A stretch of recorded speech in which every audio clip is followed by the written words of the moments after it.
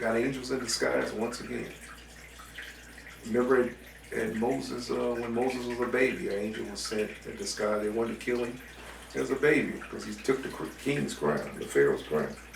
And the angel of the Lord took the sword from the hand of the captain of the guard and took his head off with it. For the likeness of the captain of the guard was turned into the likeness of Moses. And the angel of the Lord took hold of the right hand of Moses and brought him forth from Egypt and placed him from without the borders of Egypt, a distance 40 days' journey. Now you got chariots. Them chariots of the Egyptians travel about 60 miles an hour. Them chariots are fast. So Moses went about to outrun no chariot without this head start from the angel. Angel gave him a head start. See, this is the part you didn't get in the Bible. How did Moses cross that desert? You know, you could die out there. It wasn't easy, and he didn't have a lot of provisions to travel because he didn't have time. So he gave him a 40 days journey. That's a long time. That's a big head start. And Aaron, his brother, alone remained in the land of Egypt. And he prophesied to the children of Israel, saying, Thus saith the Lord God of your ancestors, throw away each man the abominations of his eyes, and do not defile yourselves with the idols of Egypt. And the children of Israel rebelled and would not hearken to Aaron at that time. And the Lord thought to destroy them. Still the same God, and wanted to wipe them out in the beginning. See, they rebellion and idol worship started way early in Egypt, before they got to that golden calf. That was nothing new to them. They've been doing it. And the Lord thought to destroy them, and were it not that the Lord remembered the covenant which he had made with Abraham, Isaac, and Jacob. God is still a jealous God. Shall have no other gods before him. In those days, the hand of Pharaoh continued to be severe against the children of Israel, and he crushed and oppressed them until the time when God sent forth the word and took notice of them. I'm sure God allowed this because of the idol worship. And it was in those days that there was a great war between the children of Cush and the children of the east and Aram. And they rebelled against the king of Cush, in whose hands they were. So Kikanias, king of Cush, went forth with all the children of Cush, a people numerous as the sand, and he went to fight against Aram and the children of the east, to bring them under subjection. And when Kikanias went out, he left Balaam the magician with his 2 sons to guard the city, the lowest sort of people of the land. So Kikanias went forth to Aram, the children of the east, and he fought against them, and smote them, and they fell down wounded before Kikanias and his people. And he took many of them captives, and he brought them under subjection as at first, and he encamped upon their land to take tribute from them, as usual. And Balaam, the son of Beor, when the king of Cush had left him to guard the city and the poor of the city, he rose up and advised with the people of the land to rebel against King Kikanias, not to let him enter the city when he should come home. And the people of the land hearkened to him, and they swore to him, and they made him king over them, and his 2 sons the captains of the army. So they rose up and raised the walls of the city at the 2 corners, and they built an exceeding strong building. And at the 3rd corner they dug ditches without number between the city and the river, when surrounded the whole land of Cush. And they made waters of the rivers burst forth in them. So they built a moat, a water moat. In the 4th corner they collected numerous serpents. Wow, we'll throw some snakes in the picture. That's their guardians, I guess, by their incantations and enchantments. And they fortified the city and dwelt therein, and no one went out or in before them. And Cochonias fought against Aram and the children of the east, and he subdued them as before, and gave them their usual tribute. And he went and returned to his land. And when Cochonias the king of Cush approached his city, and all the captains of the forces were with him, they lifted up their eyes and saw that the walls of the city was built up and greatly elevated, so that the men were astonished at this. And they said one to another, "It is because they saw we were delayed in battle, and were greatly afraid of us. Therefore have they done this thing, and raised the city walls, and fortified them, so that the king of Canaan might not come in battle against them." So the king and the troops approached the city door, and they looked up, and behold, all the gates of the city were closed. And they called out unto the sentinel, saying, "Open unto us, that we may enter the city." But the sentinels refused to open to them by the order of Balaam, the magician, their king. They suffered them not to enter the city. So they raised a battle with them opposite the city gate. And 130 men of the array of Cochonias fell on that day. So he killed 130.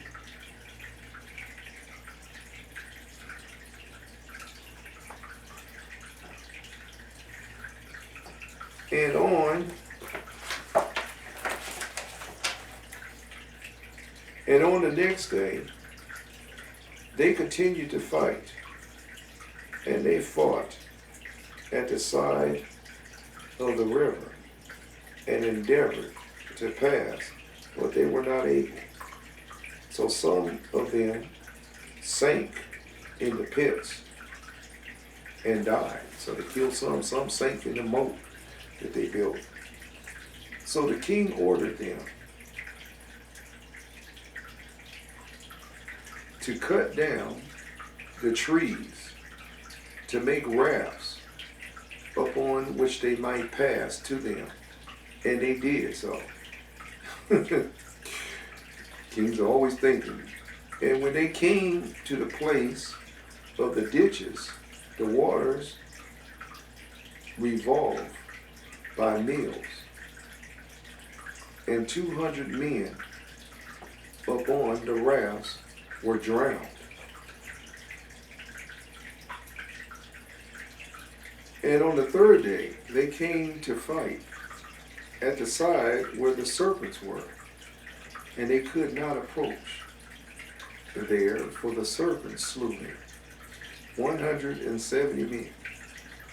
And they ceased fighting against Cush, and they besieged Cush for 9 years.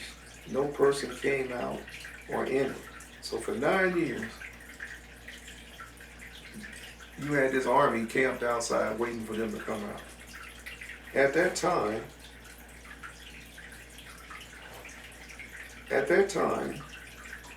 that the war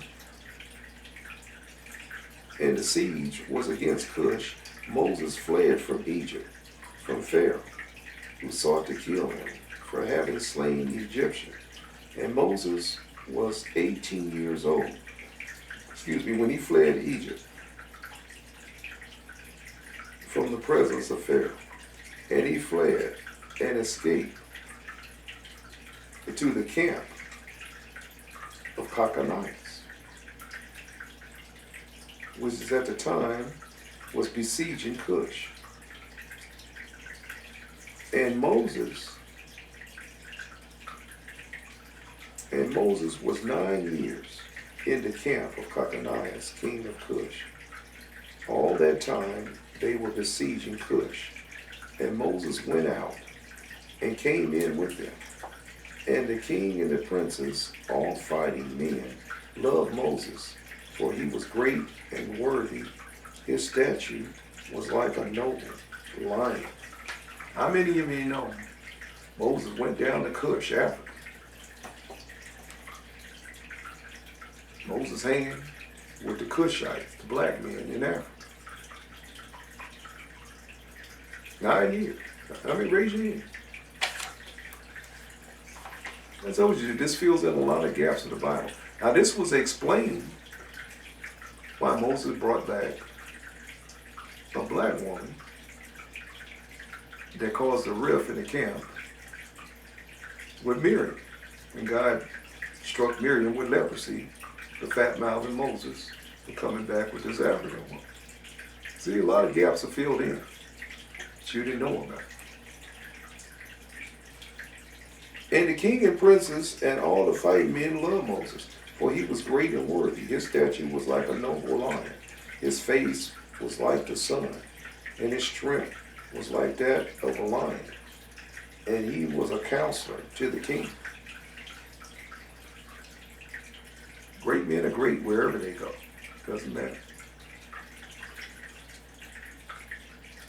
And at the end of the 9 years, Cocconius was seized with a mortal disease, and his illness prevailed over him, and he died on the 7th day. So his servants embalmed him and carried him and buried him opposite the city, a gate, to the north of the land of Egypt.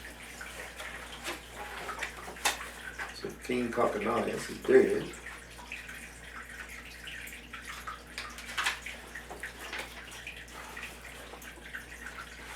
And they built over him an elegant, strong, and high building, and they placed great stones below. And the king's scribes engraved upon those stones all the might of their king Cocconius, and all his battles which he fought. Behold, they are written there at this day. And after the death of Cocconius, king of Cush, it grieved his men and troops greatly on account of the war. So they said one to another, give us counsel what we may do at this time, as they have resided in the wilderness 9 years away from their homes. If we say we will fight against this, if we say we will fight against the city, many of us will fall wounded or killed. And if we remain here in the siege, we shall also die. For now the kings of Aram and all the children of East will hear that our king is dead, and they will attack us suddenly in a hostile manner, and they will fight against us, and leave no remnant of us. Now therefore let us go and make a king over us, and let us remain in the siege until the city is delivered up unto us. And they wished to choose on that day a man for king from the army of Cocconius. And they found no object of their choice like Moses to reign over them. And they hastened and stripped of each man his garment and cast them upon the ground. And they made a great heap and placed Moses thereon.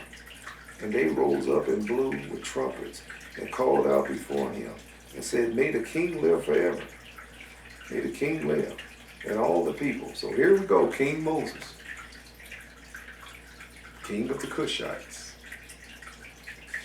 And all the people and nobles swore unto him to give him for a wife Ananiah, the queen, the Cushite wife of Cocconius. And they made Moses king over them on that day. And all the people of Cush ensued proclamation on that day, saying, every man must give something to Moses of what is in his possession. And they spread a sheet upon a heap, and every man cast it into something of what he had, one of gold earrings, and other of a coin, also of an onyx stones and beryl and pearls and marble, did the children of Cush cast unto Moses upon the heap, also silver and gold in great abundance. And Moses took all the silver and gold and all the vessels and the beryl and onyx stones, which all the children of Cush had given to him, and he placed them amongst his treasures. And Moses reigned over the children of Cush on that day in the place of Cochonias of Cush. Moses the king of the Cush. In the 50th year of the reign of Pharaoh, king of Egypt, that is the 150th year of the Israelites going down into Egypt, reigned Moses in Cush. And Moses was 27 years old. 9 years had passed. Remember, he ran off when he was 18. When he began to reign over Cush, and 40 years he did reign.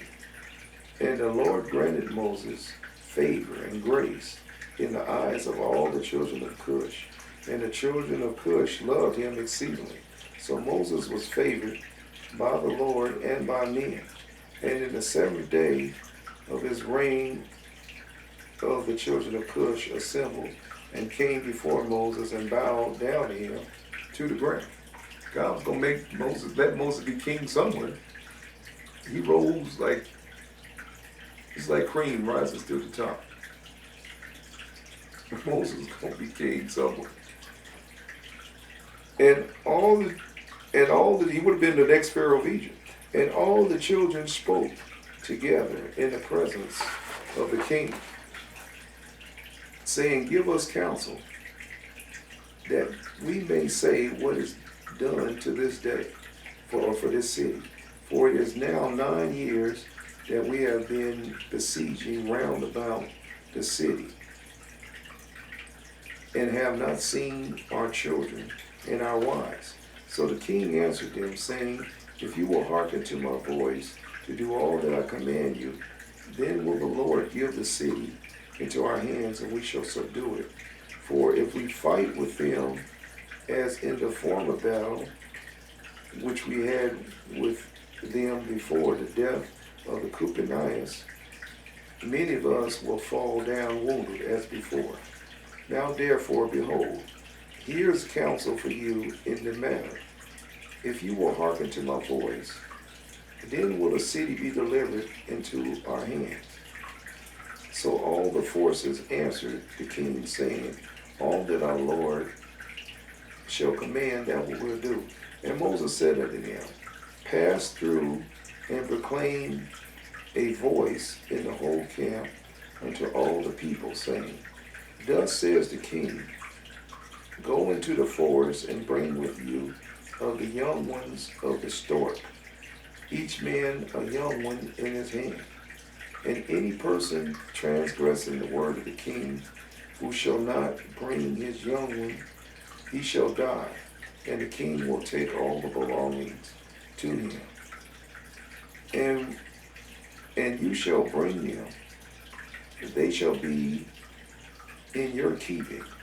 You shall you shall rear them until they grow up, and you shall teach them to dart upon as the way of the young ones of the hawk. So all the children of Cush heard the words of Moses, and they rose up and caused a proclamation to be issued throughout the camp, saying, Unto you all the children of Cush, the king's order is that you go all together to the forest and catch there the young storks, each man his young one in his hand, and you shall bring them home. And any person violating the order of the king shall die, and the king will take all his belongings to him. And all the people did so, and they went out to the wood, and they climbed the fir trees, and caught each man a young one in his hand, all the young of the storks, and they brought them into the desert, and reared them by order of the king. And he taught them to dart upon similar to young hawks.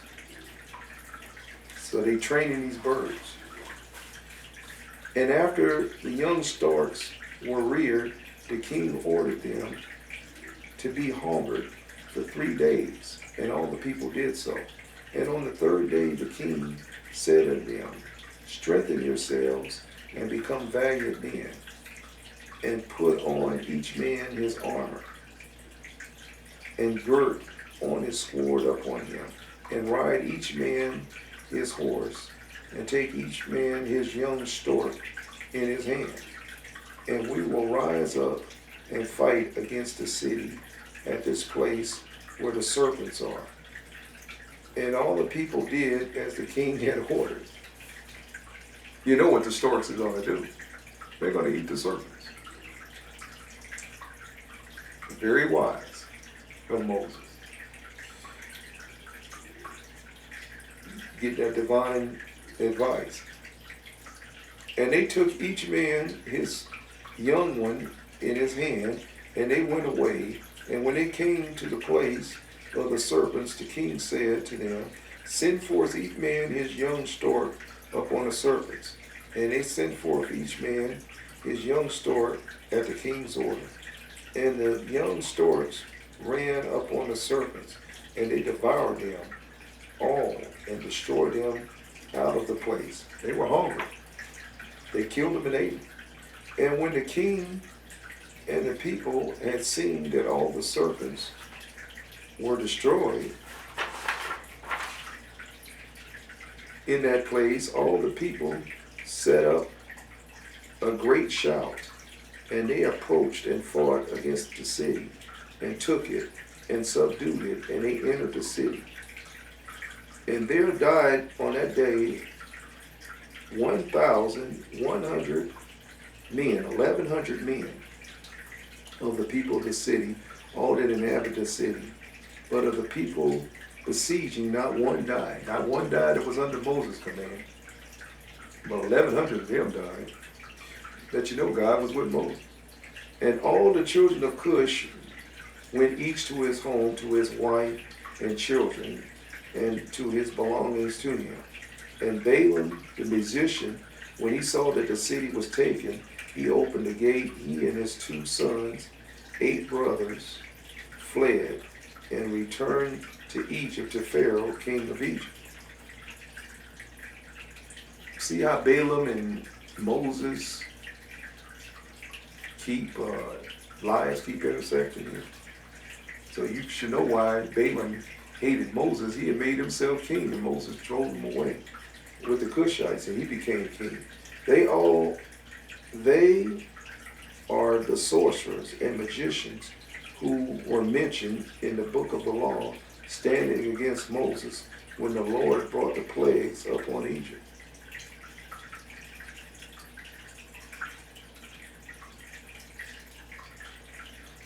So that was Balaam and his crew that withstood Moses with his magic.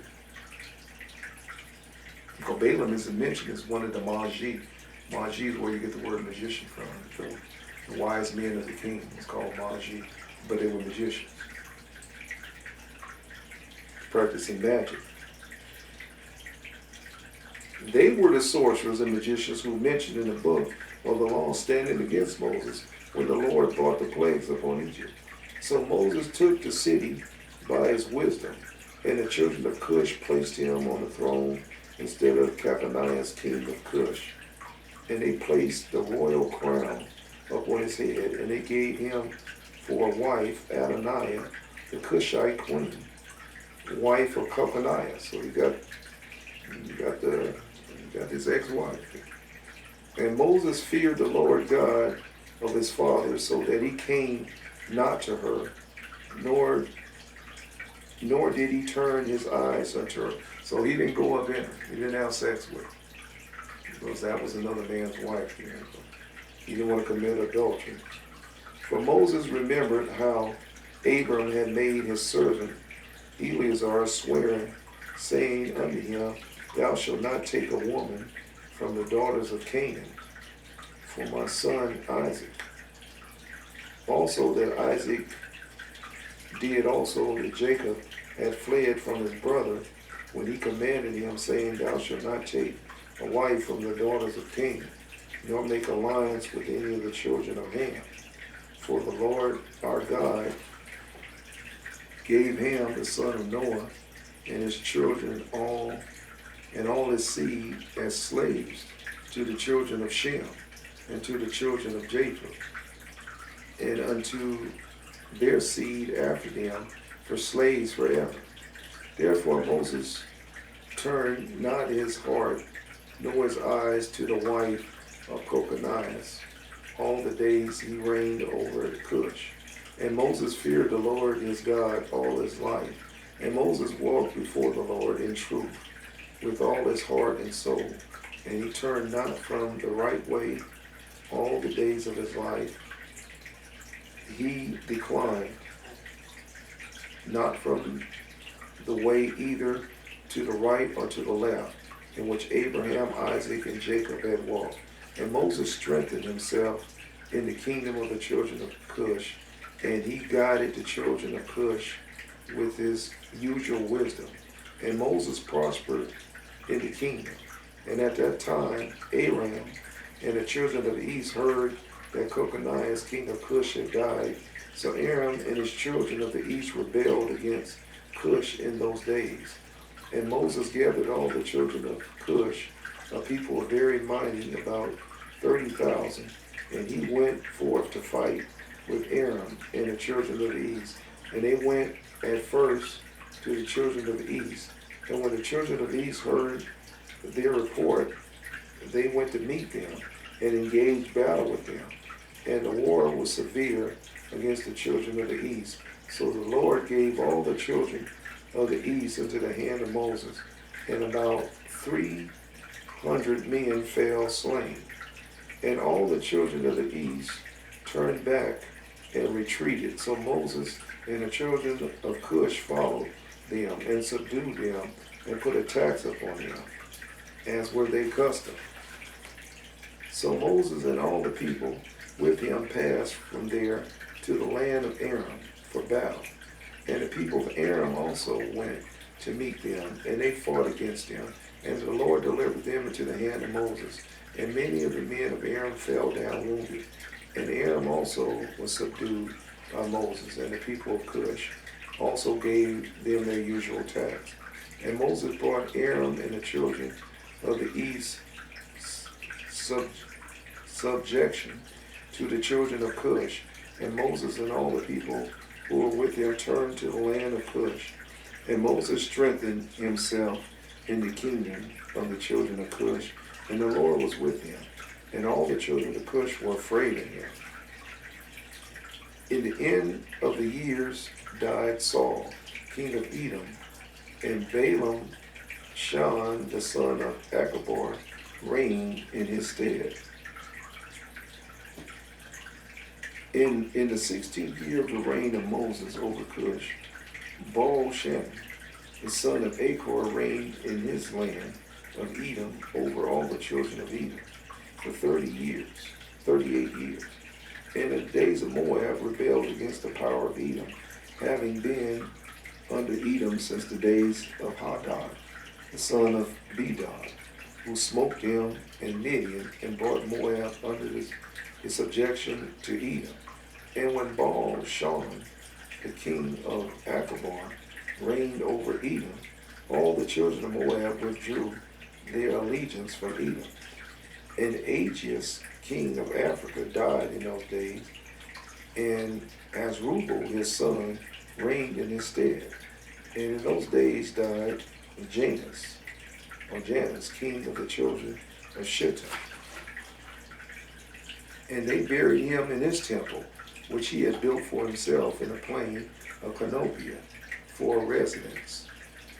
And Latinus reigned in his stead. In the 22nd year of the reign of Moses over the children of Cush, 22nd years now, Latinus reigned over the children of Shittim 45 years.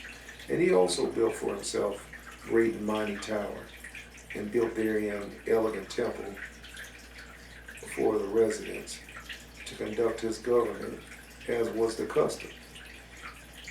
In the 3rd year of his reign, because of a proclamation to be made to all the skillful men who made many ships for him, and Latinus assembled all his forces, and they came in ships, and went therein to fight with Asrubal, king of Aegeus, king of Africa. And they came to Africa, and engaged in battle with Asrubal and his army. And Latinus prevailed over Asrubal, and Latinus took from Asrubal the aqueduct which his father had bought from the children of Shittim, when he took Janiah, the daughter of Uzi, for a wife. So Latinus overthrew the bridge of the aqueduct, and smote the whole army of Asdrubal a severe blow. And the remaining strong men of Asdrubal strengthened themselves, and their hearts were filled with envy, and they courted death, and again engaged in battle with Latinus, king of Shittim. And the battle was severe upon all the men of Africa, and they all fell wounded before Latinus and his people. And Asrubal the king also fell in that battle. And the king of Asrubal had a very beautiful daughter, whose name was, oh my goodness. Hold on, let me take my time to figure this one out.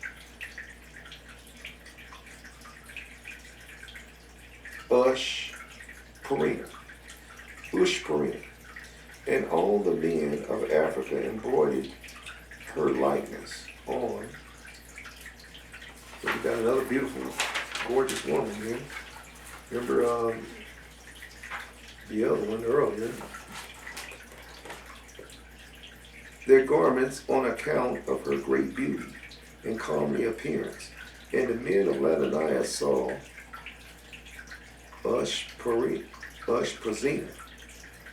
Ushpazina, okay.